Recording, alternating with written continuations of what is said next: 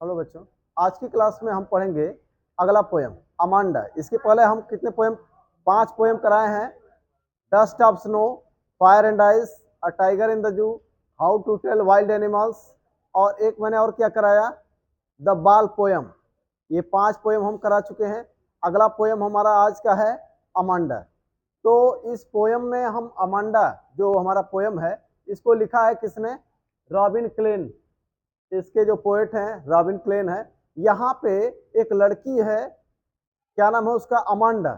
तो अमांडा के बारे में बताया गया है, एक तरीके से ये स्टोरी ही है उसकी। तो उसमें ये बताया गया है कि उसकी माँ जो है, वो उसकी माँ वो उसको समझाती है बार बार ताकि वो अच्छी चीजें सीखे, अच्छी आदतें सीखे। तो उसकी माँ की मंशा ये है कि वो अच्छी चीजें सीखे, लेकिन उसको ऐसा लगता है कि उसकी माँ उसकी आज़ादी छीन रही है। बात समझ आ रही है? उसको ऐसा लगता है कि उसकी माँ उसकी आज़ादी छीन रही है। आज़ादी तो इंसान को चाहिए ना, इंसान को आज़ादी तो चाहिए। तो जो अमांडा है उसको लग रहा है उसकी माँ की मंशा तो ये है कि बेटी उसकी अच्छी चीजें सीखे। लेकिन उस जो उसकी बेटी है अमांडा, जिसकी कहानी हम पढ़ रहे हैं, उसको लगता है कि उसकी माँ उसकी आज़ादी छीन रही है। तो उसको बुरा लगता है। तो कभी जो है वो सोचती है कि हम रेपुंजल बन जाए, कभी चाहती है कि हम मरमेड बन जाए, कभी चाहती है कि हम आर्फन बन जाए, और इस रूप में वो अपनी आज़ादी को एंजॉय करना चाहती है। ठीक है। तो अब हम यहाँ पर इस पोयम के जरिए पोएट ने बाल स्वभाव के बारे में बताया। बाल स्वभाव समझते हैं, बच्चों का स्वभाव कैसा होता है उसके बारे में बताने का प्रयास किया गया है। और एक तरीके से एक मैसेज भी दिया गया है कि माता पिता को अपने बच्चों के साथ प्यार से पेश आना चाहिए, ताकि बच्चे अपने को पूरी तरह से इमोशनली सिक्योर समझें, अपने को आजाद समझें, और अपनी आजादी का और अपने बचपने का क्या कर सके, उसका लुत्फ उठा सके, आनंद उठा सके। तो चलिए इस पोयम को शुरू करते हैं। तो पहला हमारा स्टेंजा है, देखिएगा। पहला स्टेंजा है, don't bite your nail Amanda. Nail मतलब नाखून, और बाइट मीन्स दांत से काटना। तो कुछ बच्चों में आदत होती है नाखून को दांत से काटने की। तो इसकी माँ कह रही है अमांडा से कि देखो अमांडा, अपने दांत से नाखून न काटा करो, ये तो गलत आदत है। तो वही समझा रही है कि अपने नाखून दांत से न काटा करो। फिर बोलती है कि don't hunch your shoulder Amanda. फिर बोलती है कि अमांडा, अपने कंधे ना झुकाए करो। शोल्डर मतलब कंधा, हंच मतलब झुकाना। तो बोलती है कि अपने कंधे झुकाया ना करो। क्यों? इससे क्या होगा, आपका जो हाव भाव होगा, जो पर्सनालिटी होगी, वो डल हो जाएगी। आपका जो पोस्चर होगा वो डल हो जाएगा। ठीक है ना।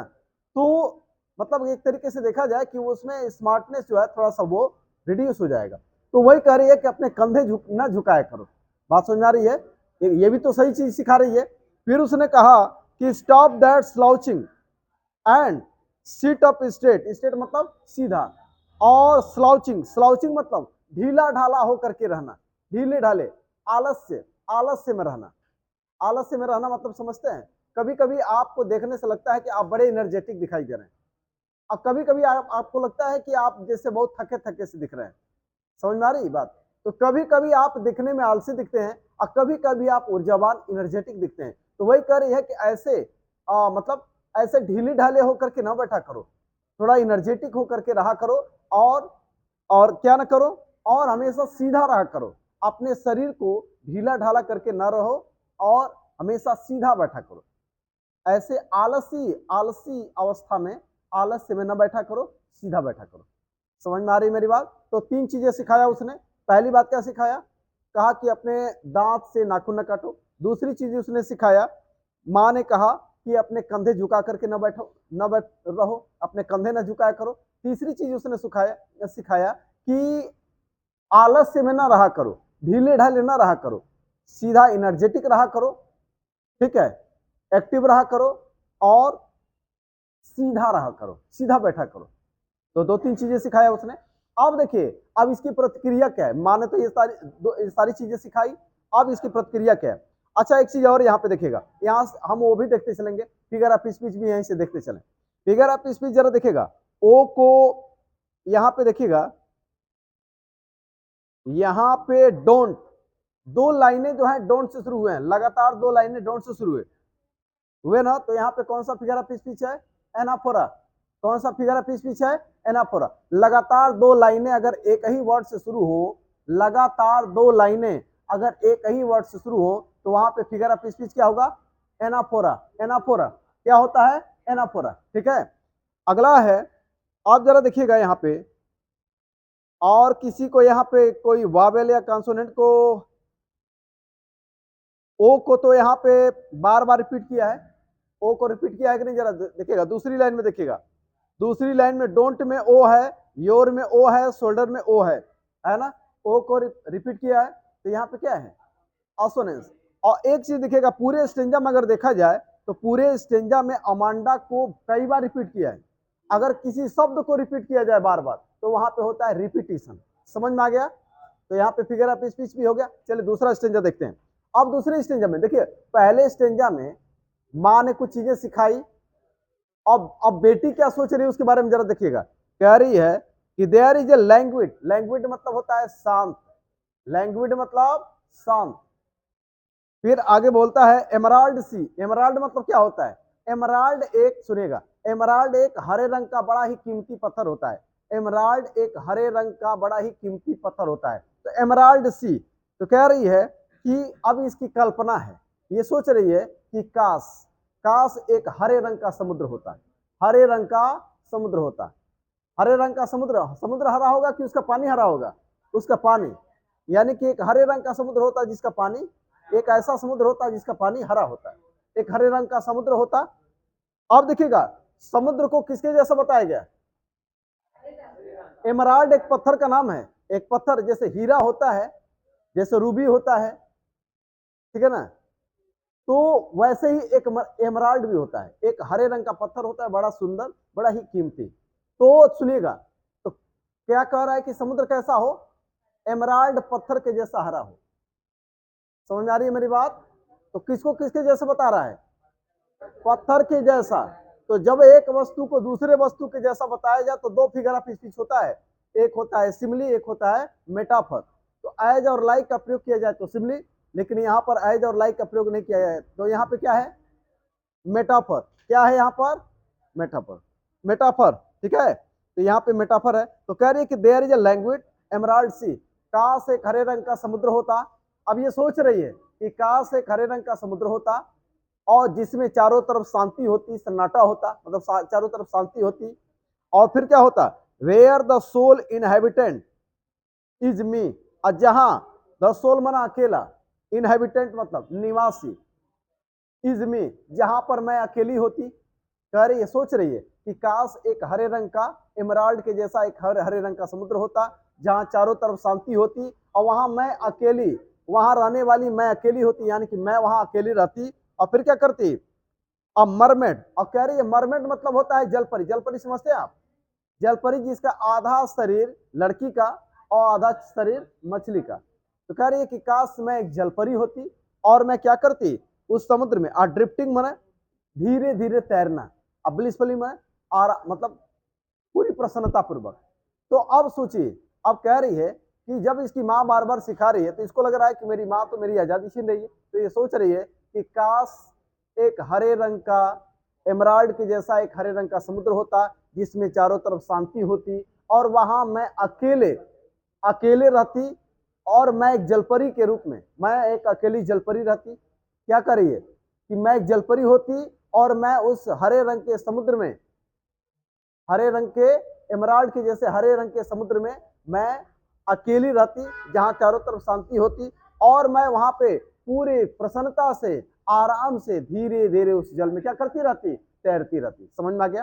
कहा इसने, फिर से एक बार सुनिए। कह रही है कि काश एमराल्ड के जैसा एक हरे रंग का समुद्र होता जहां चारों तरफ शांति होती, और मैं एक जलपरी होती, और मैं उसमें अकेली रहती, और धीरे धीरे आराम से, शांति पूर्वक मैं क्या करती रहती? उसमें प्रसन्नता पूर्वक धीरे धीरे तैरती रहती। समझ में आ गया? अब चलिए, यहाँ पे एक फिगर ऑफ स्पीच तो हमने पहले ही देख लिया है, क्यों जी? मेटाफर तो इसमें है ही ऑलरेडी। अब सुनिएगा, यहाँ पे अब और कोई फिगर ऑफ स्पीच ई को रिपीट किया है बार बार पहली लाइन में, असोनेंस तो है। और देखिएगा तो असोनेंस तो है। और कोई फिगर ऑफ स्पीच? ओ को तो बार ओ को रिपीट किया है। तीसरे वाले में आई को रिपीट किया है। कुल मिला के वावेल को रिपीट किया है इसमें ज्यादा। तो इसमें कौन सा फिगर ऑफ स्पीच है? असोनेंस। अब मेटाफर तो हम देख ही चुके हैं, मेटाफर इसमें है ही। ठीक है, आगे बढ़ते हैं। अब तीसरे स्टेंजा पर आते हैं। अब फिर इसकी माँ बोल रही है। देखिए, पहले स्टेंजा में किसने किसने कहा, क्या बोला? माँ ने बोला। दूसरा स्टेंजा क्या है? लड़की अपने बारे में सोच रही है कि मैं एक जलपरी होती, एक हरे रंग का समुद्र होता जिसमें मैं अकेली रहती और चारों तरफ मैं जलपरी होती और मैं क्या करती, उसमें धीरे धीरे प्रसन्नता पूर्वक मैं क्या करती रहती, तैरती रहती। ये है दूसरा। अब तीसरा है, फिर माँ बोल रही है। क्या बोल रही है माँ? कह रहे हैं कि did you finish your homework Amanda? पूछ रही है अमांडा, क्या तुमने अपना होमवर्क किया? क्या तुमने अपना होमवर्क किया? फिर आगे पूछती है कि did you tidy your room Amanda? फिर पूछती है, टाइडी मतलब किसी चीज को अरेंज करना, व्यवस्थित कर देना। तो कह रही है कि अमांडा, क्या तुमने अपने कमरे को व्यवस्थित किया? क्या तुमने अपने कमरे को ठीक किया? अच्छा, कमरा ठीक करने का मतलब, मान लीजिए किताबें कहीं और है, आपके बॉक्स कहीं और है, बैग कहीं और है, ये सारी चीजें कहीं और हैं, कपड़े कहीं और हैं। आप सही चीज को सही जगह पर रखिए, सारी चीजों को सही जगह पर रखिए, तो यही तो ठीक करना है। तो वही कह रही है कि अमांडा, क्या तुमने अपना होमवर्क किया? फिर पूछ रही है अमांडा, क्या तुमने अपना रूम ठीक किया? फिर पूछती है कि I thought I told you to clean your shoes Amanda. फिर कह रही है कि, फिर उसकी बात करिए कि देखो, मैंने तुमसे कहा था ना कि तुम अपने जूते साफ कर लो, क्या तुमने अपने जूते साफ किए? तो 3 बात कहा इसने। कहा अमांडा, क्या तुमने अपना होमवर्क किया? फिर पूछा अमांडा, क्या तुमने अपना कमरा ठीक किया? फिर उसने पूछा अमांडा, क्या तुमने अपने जूते साफ किए? ये 3 चीजें पूछा। किसने? उसकी माँ ने पूछा। तो ये सारी चीजों तो काम की ही पूछा उसने, सही चीज बताया, सही चीज सिखाया। सब लोग यही चाहते हैं, सारे माता पिता चाहते हैं कि हमारे बच्चे बिल्कुल व्यवस्थित रहे। अब देखिए इसकी बेटी क्या सोच रही है। अच्छा, जरा देखिएगा यहाँ पे फिगर ऑफ स्पीच क्या है। लगातार 2 लाइनें डिड से शुरू हुए, लगातार 2 लाइनें शुरू हुए डिड से। तो यहाँ पे है एनाफोरा, है ना, एनाफोरा। अब सुनिएगा, यहाँ पे ओ को रिपीट किया है कि नहीं? पहली लाइन में, पहली लाइन में ओ को रिपीट किया, दूसरी लाइन में ओ को रिपीट किया, है ना। तो असोनेंस तो है, तीसरी लाइन में भी असोनेंस है। असोनेंस, ये तो समझ में आ रहा है ना। चलिए आगे बढ़े। असोनेंस और एनाफोरा, 2 फिगर ऑफ स्पीच। चलिए चौथा देखते हैं। अब देखिए, ये तो माँ ने उसको कुछ समझाया, अब बेटी की क्या प्रतिक्रिया, जरा उसको सुनिए। कह रही है, आई एम एन ऑर्फन, काश मैं एक अनाथ होती। अनाथ मतलब जिसके माता पिता या तो नहीं है या तो कहीं चले गए। ठीक है, जिसके माता पिता, a child whose parents have died और हैव गॉन टू समवेयर, या फिर कहीं चले गए। तो कहने का मतलब क्या करिए, तो कह रहे कि जिसके माता पिता या तो कहीं चले गए हैं या तो है नहीं, ठीक है ना। तो कह रही कि काश मैं अनाथ होती, काश मैं अनाथ होती और मैं क्या करती, रोमिंग द स्ट्रीट, और मैं गलियों घूमती रहती। रोमिंग द स्ट्रीट, रोम मतलब घूमना, स्ट्रीट मतलब गली। तो कह रही है, कभी कभी स्ट्रीट का मतलब सड़क से भी लगाया जाता है। तो कह रही है, अब ये सोच रही है कि काश मैं एक अनाथ होती और मैं गलियों में घूमती रहती। फिर कह रही है, आई पैटर्न सॉफ्ट डस्ट, और मैं क्या करती रहती, पैटर्न मतलब पैटर्न बनाना, समझ रहे हैं, एक तरीके से जैसे चित्र बनाना, मान लीजिए। पैटर्न बनाना नहीं समझ रहे हैं, जैसे आप पेंसिल से, पेन से या किसी और चीज से कोई पैटर्न बना दीजिए, एक तरीके से ड्राइंग कर दीजिए, ड्राइंग समझ लीजिए। ठीक है, तो कह रही है कि मैं क्या करती, मैं पैटर्न बनाती रहती। किस पर? सॉफ्ट डस्ट पर। गलियों में जो धूल होती, सॉफ्ट जो धूल होता, उसी पर मैं पैटर्न बनाती रहती। कैसे बनाती वो pattern? With my used bare feet, और मैं क्या करती रहती, यूज मतलब शांत, यूज मतलब शांत, एंड बेयर मतलब बिना चप्पल जूते के, नंगे पैर। तो कह रही है कि काश मैं एक अनाथ होती और मैं गलियों में क्या करती रहती, घूमती रहती, और अपने नंगे पैरों से क्या करती, गलियों में क्या करती, नंगे पैरों से धूल पर अपने नंगे पैरों से पैटर्न बनाती रहती। ठीक है, और कह रही है कि द साइलेंस इज गोल्डन, और उस समय मुझे जो शांति मिलती वह मेरे लिए सोने जैसी होती। गोल्डन मतलब सोने जैसी होती। सुनहला होता है, यानी कि वह शांति मेरे लिए क्या होता है, बहुत ही कीमती होता है। सोना क्या होता है, कीमती होता है। तो कह रहा है कि वह शांति मेरे लिए बहुत सोने के जैसे मूल्यवान होती। और कह रहा है द फ्रीडम इज स्वीट, और जो आजादी होती है उसमें वो मीठे के जैसे बहुत ही मीठा होता है, बहुत सुहावना होता है। समझ में आ रहा है मेरी बात? अब सुनिएगा, यहाँ पे फ्रीडम को किससे बताया, द साइलेंस इज गोल्डन। वहां पे जो शांति होती कैसे होती, सोने जैसी मूल्यवान होती। यहाँ यानी कि यहाँ भी शांति को किसी से तुलना किया, सोने से, सोने जैसी मूल्यवान चीज से। तो यहाँ पे कौन सा फिगर ऑफ स्पीच है, मेटाफर। एज और लाइक का प्रयोग नहीं किया गया है, डायरेक्ट कंपेरिजन किया गया। तो डायरेक्ट कंपेयर अगर किया गया है इसको तो क्या हो जाएगा, मेटाफर। देखिएगा, कह रही है कि का, देखिए क्या करिए, कह रही कि काश में एक अनाथ होती और मैं गलियों में घूमती रहती, और जो कोमल, जो सॉफ्ट, सॉफ्ट मतलब मुलायम, जो कोमल जो धूल होते, मैं उस पर क्या करती, नंगे पैरों से पैटर्न बनाती रहती। और करिए कि उस समय जो मुझे शांति मिलती, वह शांति मेरे लिए सोने जैसे मूल्यवान होता, और मुझे जो आजादी उस समय मिलता, वह आजादी मेरे लिए बहुत ही सुहावना होता, सुखद होता। समझ में आया? अब जरा देखिएगा यहाँ पे फिगर ऑफ स्पीच क्या है। पहली लाइन में किसी को रिपीट किया है, ए को तो रिपीट किया है, ए को रिपीट किया है, पहली लाइन में ए को रिपीट किया, असोनेंस तो है। और देखिएगा मेटाफर तो है ही, ये ऑलरेडी हम मान चुके हैं, मेटाफर तो है ना। और देखिएगा, और दोनों लाइनें आई से शुरू हुई हैं, पहली दूसरी, एनाफोरा। ठीक है, तो चलिए ये फिगर ऑफ स्पीच हुआ।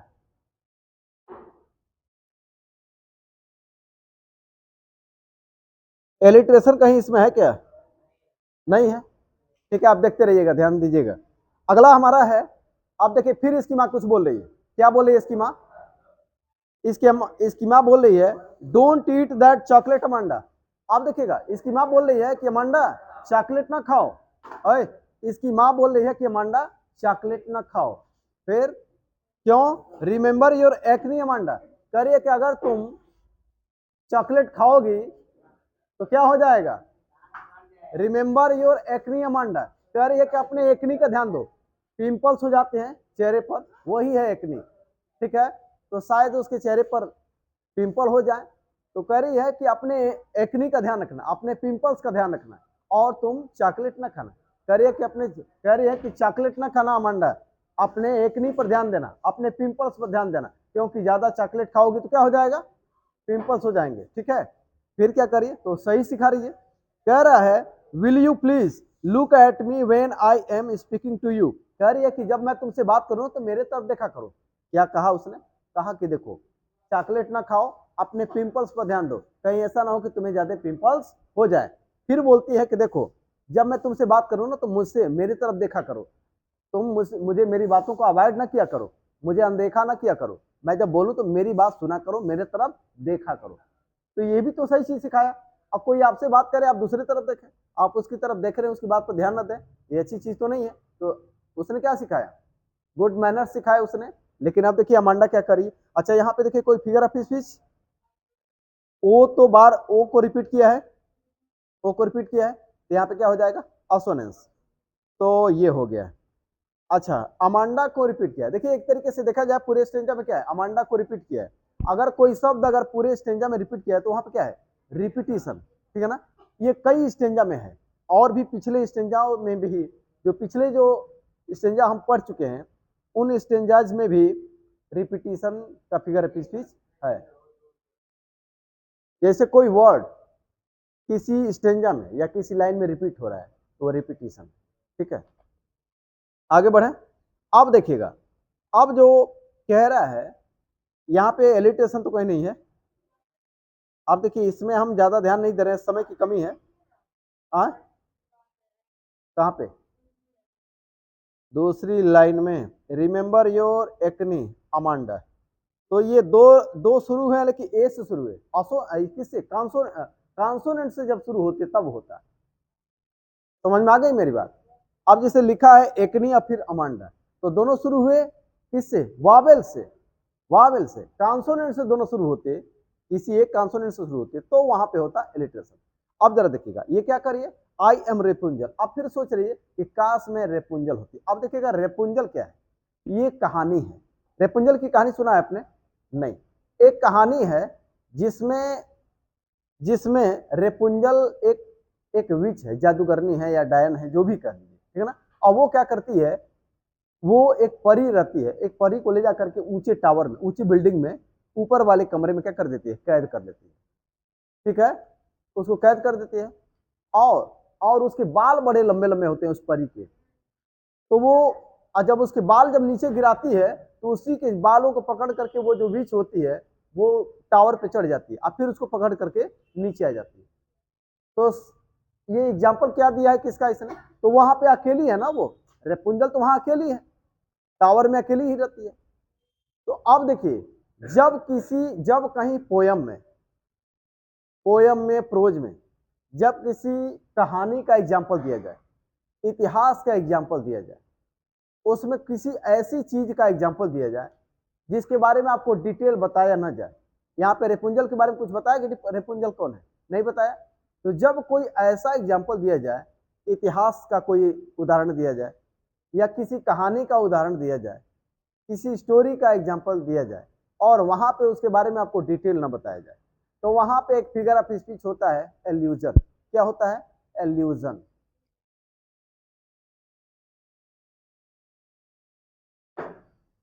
एल्यूजन। तो यहाँ पे क्या है, फिगर ऑफ स्पीच, एल्यूजन, ठीक है ना। चलिए, तो आगे बढ़ते हैं। कह रहे कि आई एम रेपुंजल, काश में रेपुंजल होती, काश में रेपुंजल होती। क्या सोच रही, काश में रेपुंजल होती।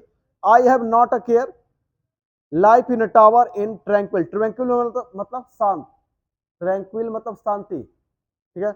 और कह रहा है टावर, टावर मतलब ऊंची बिल्डिंग जो है, जैसे कई मंजिली बिल्डिंग है, तो ऊपर वाला जो कमरा होगा वो उसको क्या बोलेंगे, टावर बोलेंगे। तो कह रहा है कि मैं एक टावर में अकेले रहती, शांति से। कह रही है कि काश मैं रेपुंजल होती, तो मैं ऊंचे से टावर में अकेले एक कमरे में रहती, जहां पर चारों तरफ क्या होता, शांति होती। और कह रहा है कि एंड रेयर, और वो रेयर माना दुर्लभ, जो बहुत जल्दी ना मिलता हो, ठीक है ना, तो रेयर दुर्लभ। And I will certainly never let down my bright hair. अभी मैंने कहा ना कि रेपुंजल वाली जो कहानी अभी मैंने बताया, तो वहां पे क्या करता, वो जो रेपुंजल नाम की जो परी थी, तो उसके बाल बड़े लंबे थे, तो वो बाल जब वो नीचे गिर जाते थे उसके, तो उसी उन्हीं बालों को पकड़ करके वो विच जो है ऊपर चढ़ जाती थी, ठीक है ना। तो ये कह रही है कि मैं जब रेपुंजल होती, तो मैं अपने बालों को नीचे नहीं गिराती, ताकि उन बालों को पकड़ करके कोई मेरे पास ना आने पाए। समझ में आ गया। तो कह रही है कि काश कि मैं एक रेपुंजल होती, ऊंचे से टावर में मैं अकेले रहती, और वहां पे चारों तरफ शांति होती, और मैं अपने बालों को भी नीचे नहीं गिराती, और वहां पर मैं पूरी आजादी से और शांति से मैं वहां रहती। समझ में आ गया। तो यानी कि रेपुंजल के रूप में ये अपने आजादी को एंजॉय करना चाहती है। तो यहाँ भी एक तरीके से अपने माँ के बारे में इसकी एक नेगेटिव थिंकिंग, ठीक है। समझ में आया। अब यहाँ पे देखिएगा, फिगर ऑफ स्पीच एल्यूजन तो है ही, और कोई यहाँ पे है, ए को रिपीट किया है पहली लाइन में, और कोई इसमें है,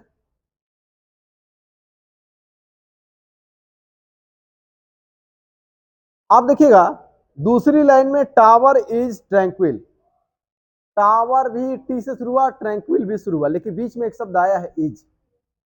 उतना अच्छा एग्जाम्पल तो नहीं है लिटरेशन का, अगर ये लगातार आता तो लिटरेशन तो होता ही, अच्छा एग्जाम्पल होता, लेकिन ये मान सकते हैं, लेकिन अच्छा एग्जाम्पल उसका ये नहीं, ठीक है। इसको हम अवॉइड करते हैं। हाँ, लेकिन अगर ऑप्शन में वही दिया है तो हम क्या करेंगे, लगाएंगे, ठीक है। अब आगे देखिए, और दिया है I certainly never let down my bright hair, तो और तो कुछ है नहीं यहाँ पे, फिगर ऑफ स्पीच कुछ दिख रहा है नहीं।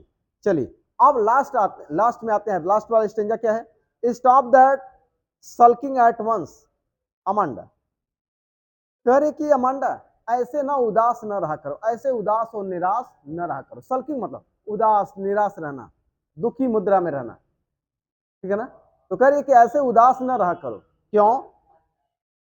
कह रहा कि you are always so moody Amanda. कह रही है अमांडा, तो हमेशा जो है ना बहुत ही खराब मूड में रहती हो, हमेशा खराब मूड में रहती हो, हमेशा हमेशा जो है खराब मूड में रहती हो, हमेशा चिड़चिड़ेपन में रहती हो, तो ऐसे न रहा करो।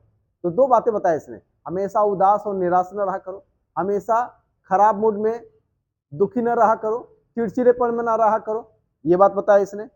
देखो सल्किंग मतलब निराश या उदास रहना, तो हमेशा दुखी न रहा करो, निराश न रहा करो। फिर उसने कहा कि don't you are always so moody, हमेशा चिड़चिड़ेपन में न रहा करो, हमेशा खराब मूड में न रहा करो। फिर बोलती है कि एनीवन वुड थिंक आई नैग्ड, नैग्ड मतलब होता है डांटना फटकारना। तो कह रहा है कि अगर किसी ने, उसकी माँ कह रही है कि अगर तुम हमेशा खराब मूड में रहोगी, हमेशा चिड़चिड़ेपन में रहोगी और हमेशा उदास रहोगी, तो अगर तुम्हें ऐसे देखेगा तो वो ये सोचेगा कि मैंने तुम्हें डांटा है, तो ऐसे न रहा करो। फिर कह रही है कि anyone would think that I nagged at you Amanda, तो वही बोले कि अगर किसी ने देख लिया ऐसे तुम्हें, तो लोग ये सोचेंगे कि मैंने तुम्हें डांटा है, इसलिए तुम हमेशा निराश और उदास न रहा करो, हमेशा खराब मूड में न रहा करो, हमेशा चिड़चिड़ेपन में न रहा करो। तो ये इसकी माँ ने इसको सिखाया। तो देखिए इसका फिगर ऑफ स्पीच हम लोग देख लिए। अब देखिए फिगर ऑफ स्पीच हमने देख लिया, अब आते हैं जरा इसका वो देख लें, क्वेश्चन आंसर तो आपको पता है, who is the composer, who is the poet, who is the author of the poem. तो who is the composer poem, who is the composer, who is the author, who is the poet, तो कौन है, robin Klein. अच्छा question ऐसे भी पूछ देगा, who has written this poem, who has composed this poem, तो किसने लिखा है, रॉबिन क्लेन। समझ में आ रहा है, 5 तरह से एक ही क्वेश्चन पूछ सकता है। और फिर एक क्वेश्चन और क्या बनेगा, what is the name of the poem, what is the title of the poem. तो Amanda is the name of the poem, चाहे Amanda is the title of the poem. एक तो ये क्वेश्चन है, एक राइमिंग वर्ड है। Rhyming word में जरा देखिएगा, पहला स्टेंजा जरा देखिएगा, पहला लाइन के अंत में अमांडा, दूसरी लाइन के अंत में अमांडा, तीसरी लाइन के अंत में स्टेट और चौथे लाइन के अंत में क्या है, अमांडा। अब सुनिएगा, इसको हटाते हैं, पहला लाइन अमांडा, दूसरा भी अमांडा और तीसरे में स्ट्रेट और चौथे में दिया अमांडा। अब बताइए राइम स्कीम क्या है, राइमिंग वर्ड क्या है। राइमिंग वर्ड तो एक तरीके से देखा जाए सब में अमांडा ही है, तो राइमिंग वर्ड क्या है, एक ही सेम ही तो है, सेम ही है।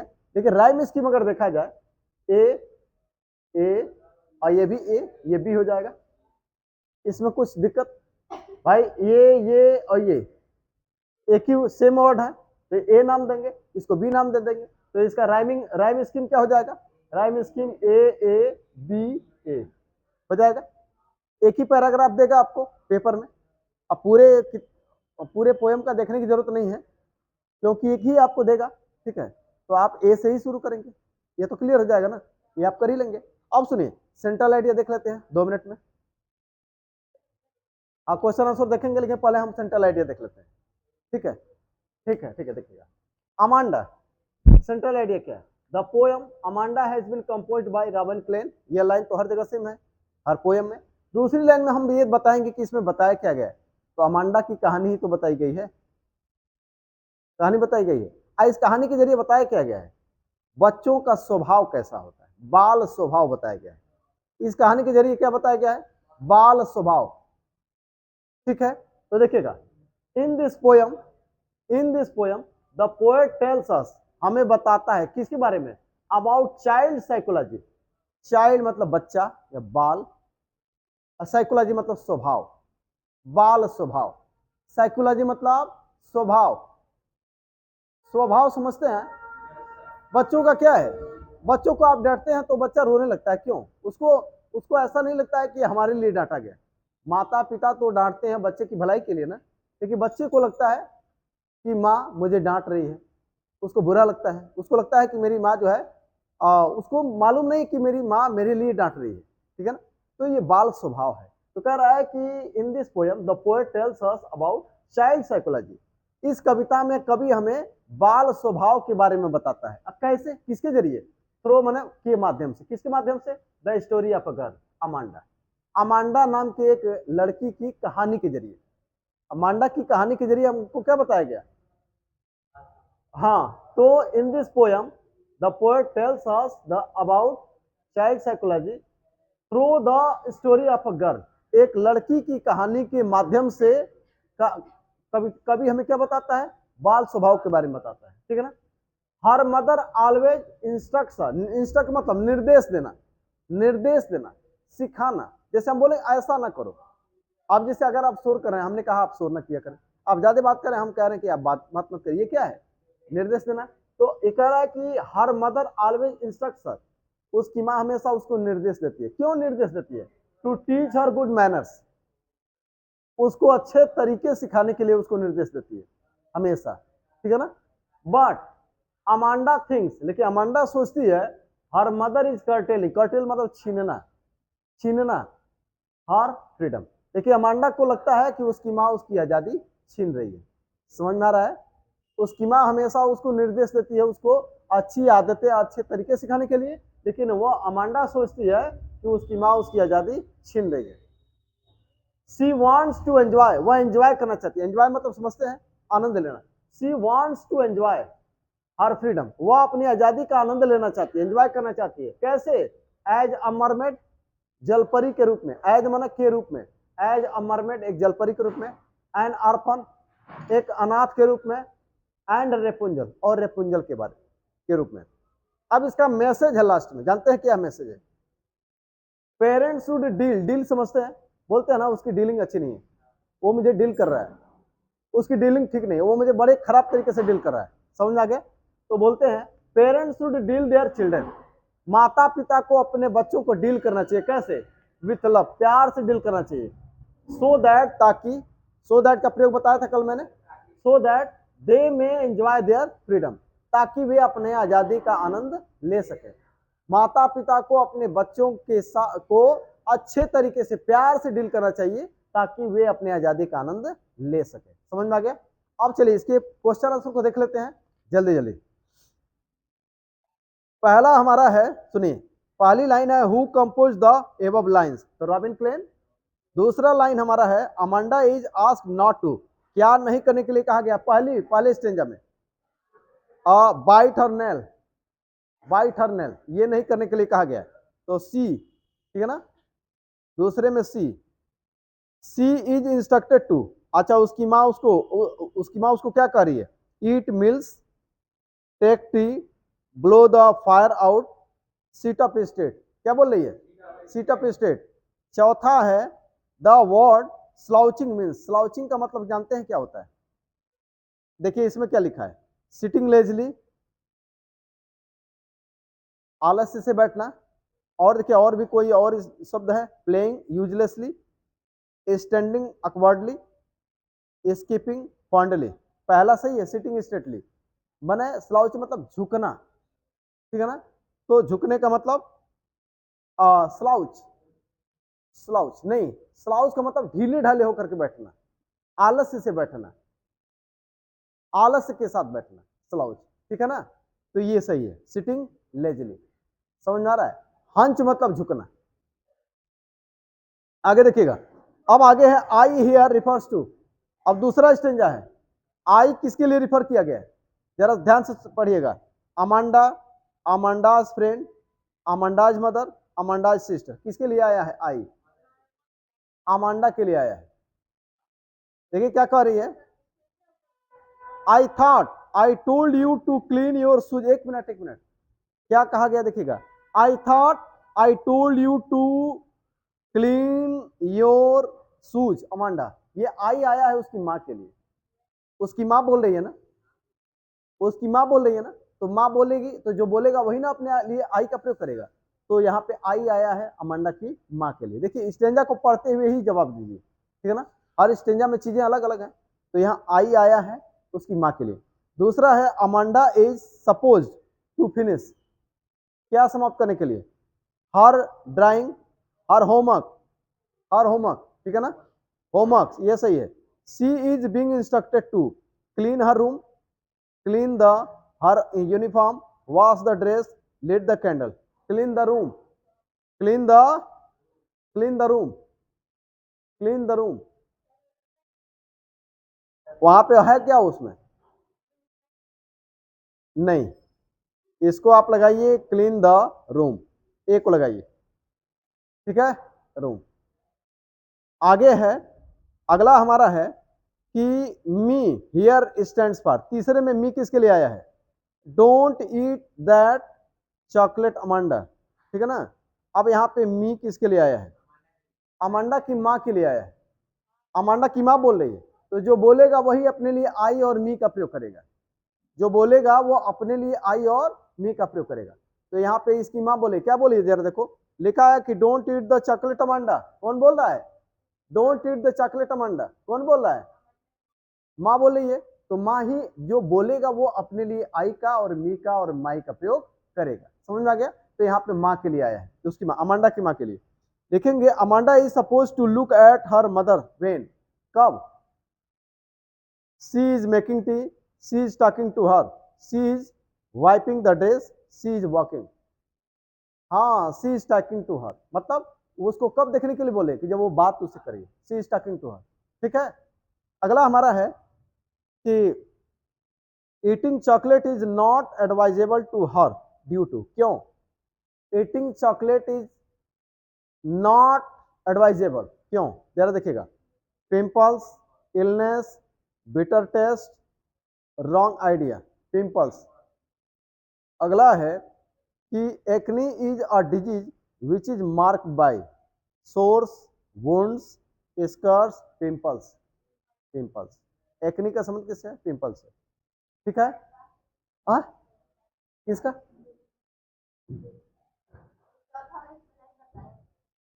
चौथे में क्या लिखा है?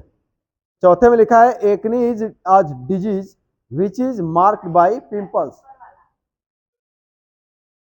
ऊपर वाले का, अच्छा टाइडी। टाइडी मतलब देखिएगा यहाँ पे क्या क्या दिया है, यहाँ पे ऑरेंज लिखेंगे, ऑरेंज। टाइडी का मतलब ऑरेंज से मतलब है। ठीक है, अब आगे देखिएगा, अभी ज्यादा है, चलिए अगला स्टेंजा है। आई हियर रिफर्स टू, आई किसके लिए आया है? I am Rapunzel. कौन बोल रहा है? अमांडा बोल रही है, तो अमांडा अपने लिए आई का प्रयोग करेगी, यहाँ अमांडा के लिए है। ठीक है, अब चलिए दूसरा कह रहा है Amanda thinks that she'll never let down her, क्या? White hair, yellow hair, bright hair, brown hair. Bright hair है ना, तो उसको पढ़ के देखिए, ब्राइट हेयर, ब्राइट हेयर। ठीक है ना। अब देखिए स्टेंजा को पढ़ेंगे तो जवाब उसका मिल जाएगा। अब आगे है to her life is calm and rare in, कहां पे? टावर, कोजी रूम, होटल, विल्स। टावर। फिर लिखा है the word tranquil means, tranquil, tranquil मतलब शांति। क्या है यहाँ पे? कोई है? Reject, rapid, com. कॉम, यहाँ पे हो जाएगा कॉम। रैप, यहाँ पे लिखा है ट्रैंक्विल, ट्रैंक्विल मीन्स कॉम, शांत। समझ में आ रहा है? ट्रैंक्विल का मतलब शांत, काम का मतलब शांत। समझे? तो ट्रैंक्विल किससे मैच करेगा? कॉम से, CLM। आगे देखिए लास्ट है, लास्ट है, लिखा है आई हियर रिफर्स टू, आई किसे रिफर किया गया है? देखिएगा कौन बोल रहा है? Stop that sulking at once, Amanda. कौन बोल रहा है? अमांडा की माँ बोल रही है। तो आई किसके लिए आया है? अमांडा की माँ के लिए। तो यहाँ पे हो जाएगा Amanda's mother. Who is asked to stop sulking, stop sulking. Who is asked to stop sulking, किसको कहा गया है? अमांडा, अमांडा को कहा गया। ठीक है ना, अमांडा को स्टॉप सल्किंग। ठीक है ना।